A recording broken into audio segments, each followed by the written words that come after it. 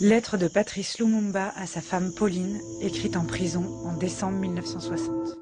Ma compagne chérie, je t'écris ces mots sans savoir s'ils te parviendront, quand ils te parviendront, et si je serai en vie lorsque tu les liras. Tout au long de ma lutte pour l'indépendance de mon pays, je n'ai jamais douté un seul instant du triomphe final de la cause sacrée à laquelle mes compagnons et moi avons consacré toute notre vie.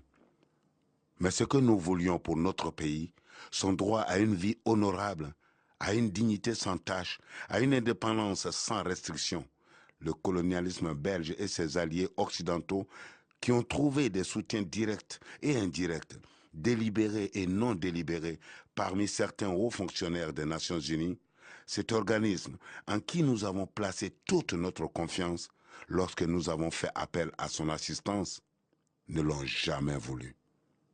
Ils ont corrompu certains de nos compatriotes.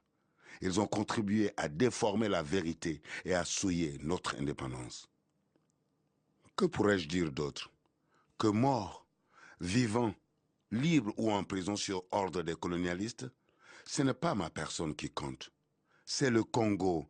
C'est notre pauvre peuple dont on a transformé l'indépendance en une cage d'où l'on nous regarde du dehors, tantôt avec cette compassion bénévole, tantôt avec joie et plaisir. Mais ma foi restera inébranlable. Je sais et je sens au fond de moi-même que tôt ou tard, mon peuple se débarrassera de tous ses ennemis intérieurs et extérieurs, qu'il se lèvera comme un seul homme pour dire non au capitalisme dégradant et honteux et pour reprendre sa dignité sous un soleil pur. Nous ne sommes pas seuls. L'Afrique, l'Asie et les peuples libres et libérés de tous les coins du monde se retrouveront toujours aux côtés de millions de Congolais qui n'abandonneront la lutte que le jour où il n'y aura plus de colonisateurs et leurs mercenaires dans notre pays.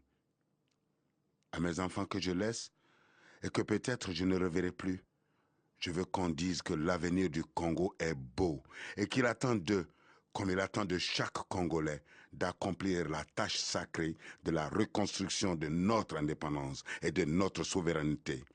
Car sans dignité, il n'y a pas de liberté. Sans justice, il n'y a pas de dignité. Et sans indépendance, il n'y a pas d'homme libre. Ni brutalité, ni sévice, ni torture ne m'ont jamais amené à demander la grâce, car je préfère mourir la tête haute, la foi inébranlable et la confiance profonde dans la destinée de mon pays, plutôt que de vivre dans la soumission et le mépris des principes sacrés. L'histoire dira un jour son mot. Mais ce ne sera pas l'histoire qu'on enseignera à Bruxelles, Washington, Paris ou aux Nations Unies, mais celle qu'on enseignera dans les pays affranchis du colonialisme et de ses fantoches. L'Afrique écrira sa propre histoire, et elle sera au nord et au sud du Sahara une histoire de gloire et de dignité. Ne me pleure pas, ma compagne.